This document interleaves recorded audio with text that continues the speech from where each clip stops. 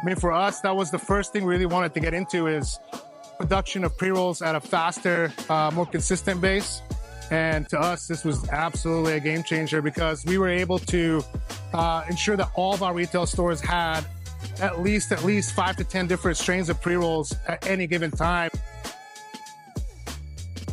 Almost no noise, very independent, and then at the same time, very efficient, quick, and easy to use. Absolutely. I mean, the ability for it to be so modular and everything's so separated kind of reduces a lot of the headache. For somebody who's going to be co-packing, the ability to be able to run different strains and different trays on the Pro is just fantastic. It's phenomenal. It helps you get product in and out fairly quickly. So I highly recommend it.